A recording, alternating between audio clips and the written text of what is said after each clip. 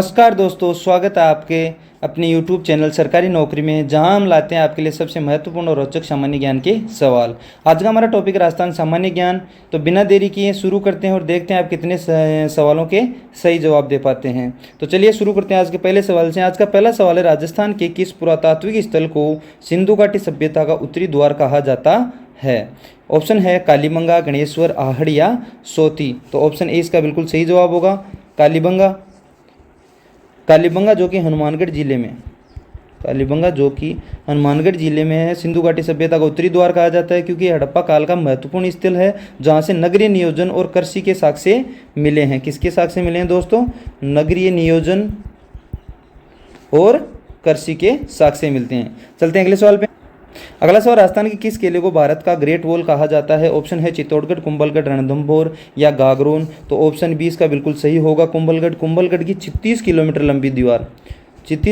लंबी दीवार को भारत की ग्रेट वॉल कहा जाता है, जो विश्व की दूसरी सबसे लंबी दीवार है। चलते हैं अगले सवाल पे। अगला सवाल, राजस्थान में सागवान की खेती के लिए कौन सा जिला प्रसिद्ध है? ऑप्शन है उदयपुर, बांसवाड़ा, डूंगरपुर या चित्तौड़गढ़। तो ऑप्शन बी इसका बिल्कुल सही होगा, बांसवाड़ा। बांसवाड़ा की जलवायु और मिट्टी सागवान की खेती के लिए उपयुक्त है, जिसे ये जिला इस क्षेत्र में अग्रणी है। चलते हैं अगले सवाल। अगला सवाल, राजस्थान में बिजोलिया किसान आंदोलन कब शुरू हुआ था? ऑप्शन है 1897, 1905, 1913 या 1921। तो ऑप्शन ए इसका बिल्कुल सही होगा, 1897। बिजोलिया जो कि भीलवाड़ा जिले में स्थित है। कौन से जिले में दोस्तों? भीलवाड़ा जिले में स्थित है। 1897 में किसानों ने जागीरदारों के खिलाफ लगान और शोषण के विरुद्ध में आंदोलन शुरू किया था। चलते हैं अगले सवाल। अगला सवाल, राजस्थान में किस लोक देवता को नवाबों का देवता कहा जाता है? ऑप्शन है तेजाजी, गोगाजी, पाबूजी या रामदेव जी। तो ऑप्शन बी है इसका बिल्कुल सही जवाब होगा, गोगाजी। गोगाजी को नवाबों का देवता कहा जाता है, क्योंकि उनकी पूजा हिंदू और मुस्लिम दोनों समुदाय करते हैं। चलते अगले सवाल पे। अगला सवाल है, राजस्थान में मरू महोत्सव का आयोजन कहाँ किया जाता है? ऑप्शन है बीकानेर, जैसलमेर, बाड़मेर या जोधपुर। तो ऑप्शन बी इसका बिल्कुल सही होगा, जैसलमेर। मरू महोत्सव जैसलमेर में आयोजित होता है, जो थार मरुस्थल की संस्कृति और पर्यटन को बढ़ावा देता है। चलते हैं अगले सवाल पे। अगला सवाल है, राजस्थान के किस जिले में कांस्य युग के अवशेष सबसे अधिक मिले हैं? ऑप्शन है गिलूंड, आहड़, बागोर या मित्थल। तो ऑप्शन बी इसका बिल्कुल सही जवाब होगा, आहड़, जो कि उदयपुर जिले में स्थित है। कौन से जिले में स्थित है दोस्तों? उदयपुर जिले में स्थित है। और कांस्य युग यानी कि ताम्रपाषाण युग के अवशेष जैसे बर्तन, औजार और बिल्कुल बड़े पैमाने पर मिलते हैं। चलते हैं अगले सवाल पे। अगला सवाल, राजस्थान में मांड गायन शैली का उद्भव कहाँ से हुआ है? ऑप्शन है जोधपुर, बीकानेर, जयपुर या उदयपुर। तो ऑप्शन ए इसका बिल्कुल सही होगा, जोधपुर। मांड गायन एक पारंपरिक लोक संगीत शैली है, जो मारवाड़ जोधपुर क्षेत्र से उत्पन्न हुई, जिसे रानी रूपमती ने प्रसिद्ध किया। किसने प्रसिद्ध किया दोस्तों? रानी रूपमती ने प्रसिद्ध किया। चलते हैं अगले सवाल पे। अगला सवाल है, राजस्थान के किस जिले में सामर झील स्थित है, जो भारत की सबसे बड़ी अंतर्देशीय खारे पानी की झील है? ऑप्शन है जयपुर, नागौर, अजमेर या अलवर। तो दोस्तों इसका थोड़ा सा ऑप्शंस में गलती हुई है, क्योंकि जो कि सामर झील है वो सामर झील जयपुर, नागौर और अजमेर तीनों जिले में फैली हुई है। तो इसका सही जवाब तीनों होंगे, लेकिन मुख्यतः ये जयपुर जिले में फैली है। सामर झील जयपुर और नागौर जिलों की सीमा पर स्थित है, लेकिन इसका अधिकांश हिस्सा जयपुर में स्थित है। चलते हैं अगले सवाल पे। अगला सवाल, राजस्थान में प्रथम स्वतंत्रता संग्राम के दौरान किस रियासत ने अंग्रेजों का खुला समर्थन किया था? ऑप्शन है मेवाड़, मारवाड़, जयपुर या बीकानेर। तो ऑप्शन सी इसका बिल्कुल सही होगा, जयपुर। जयपुर रियासत ने 1857 में अंग्रेजों का समर्थन किया, जबकि अन्य रियासतों में विद्रोह हुआ। चलते हैं अगले सवाल। अगला सवाल, राजस्थान के किस कवि को राजस्थानी साहित्य का भर्तृहरि कहा जाता है? ऑप्शन है चंद्रबरदाई, मीराबाई, बांकीदास या कवि कालिदास। तो ऑप्शन सी इसका बिल्कुल सही होगा, बांकीदास। बांकीदास आसिया को उनके काव्य और ऐतिहासिक लेखन के लिए राजस्थानी साहित्य का भर्तृहरि कहा जाता है। चलते हैं अगले सवाल पे। अगला सवाल है, राजस्थान में राष्ट्रीय मरु उद्यान का मुख्यालय कहाँ है? ऑप्शन है जैसलमेर, बाड़मेर, बीकानेर या जोधपुर। तो ऑप्शन ए इसका बिल्कुल सही होगा, जैसलमेर। राष्ट्रीय मरु उद्यान का मुख्यालय जैसलमेर में है, जो थार मरुस्थल की जैव विविधता को संरक्षित करता है। चलते हैं अगले सवाल। अगला सवाल है, राजस्थान के किस जिले में माही बजाज सागर बांध स्थित है? ऑप्शन है बांसवाड़ा, डूंगरपुर, प्रतापगढ़ या चित्तौड़गढ़। तो इसका सही जवाब होगा ऑप्शन ए, बांसवाड़ा। माही बजाज सागर बांध बांसवाड़ा में माही नदी पर, कौन सी नदी पर? माही नदी पर बना है, जो सिंचाई और जलापूर्ति के लिए महत्वपूर्ण है। चलते हैं अगले सवाल पे। तो अगले सवाल से पहले आप चैनल को, अगर हमारे क्वेश्चंस अच्छे लगते हैं, हमारे क्वेश्चंस आपको जैसे लगते हैं जो प्रतियोगी परीक्षाओं में पूछे जाने वाले हैं, तो चैनल को सब्सक्राइब करें, वीडियो को लाइक करें और अपने दोस्तों के साथ शेयर करें। चलते हैं अगले सवाल पे। राजस्थान में लूणी नदी का उद्गम स्थल कहाँ है? ऑप्शन है अजमेर, नागौर, पुष्कर या अरावली पर्वत। तो ऑप्शन डी इसका बिल्कुल सही होगा, अरावली पर्वत। लूणी नदी का उद्गम अरावली पर्वत की नाग पहाड़ी अजमेर से होता है। राजस्थान की एकमात्र नदी जो अरब सागर की ओर बहती है। चलते हैं अगले सवाल पे। अगला सवाल, राजस्थान में खेजड़ी को राजकीय वृक्ष कब घोषित किया गया? ऑप्शन है 1981, 1983, 1985 या 1987। तो 1983 इसका बिल्कुल सही होगा। 1983 में राजस्थान का राष्ट्रीय वृक्ष घोषित किया गया खेजड़ी को, जो मरुस्थल में पर्यावरण संरक्षण का प्रतीक है। चलते हैं अगले सवाल पे।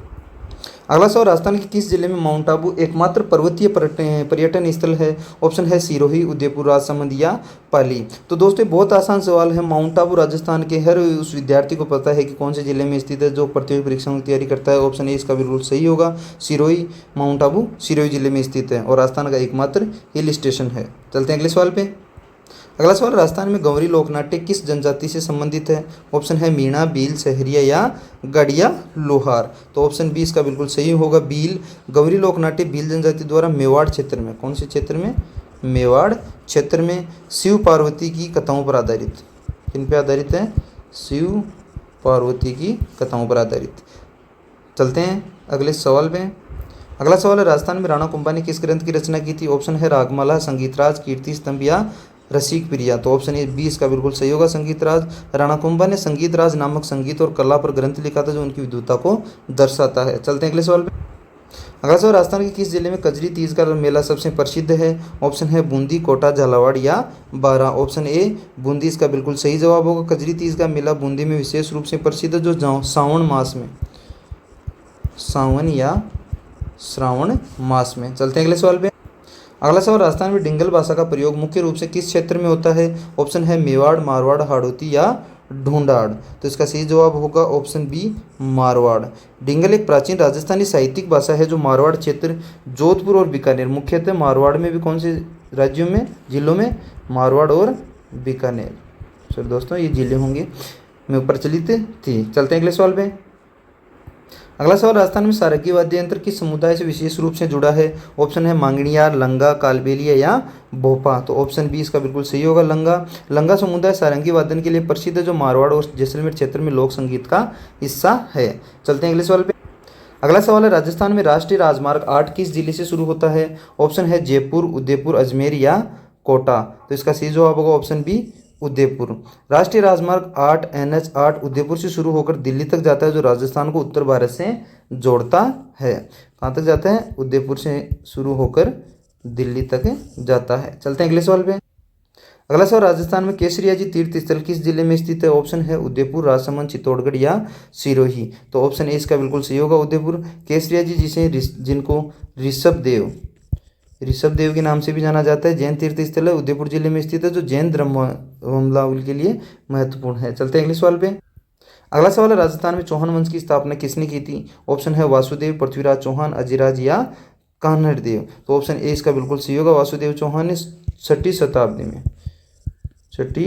शताब्दी में चौहान वंश की स्थापना की, जो बाद में शाकंभरी या सांबर के शासक बने। चलते हैं अगले सवाल पे। अगला सवाल, राजस्थान में थार एक्सप्रेस रेल सेवा किन 2 स्थानों को जोड़ती है? ऑप्शन है जोधपुर कराची, जैसलमेर लाहौर, बीकानेर कराची या जोधपुर लाहौर। तो ऑप्शन ए इसका बिल्कुल सही होगा, जोधपुर को कराची से। थार एक्सप्रेस वे जोधपुर भारत को कराची पाकिस्तान से जोड़ती है। जोधपुर जो कि भारत में है और कराची जो कि पाकिस्तान में है, आपस में जोड़ती है, जो सीमा पर रेल सेवा है। चलते हैं अगले सवाल।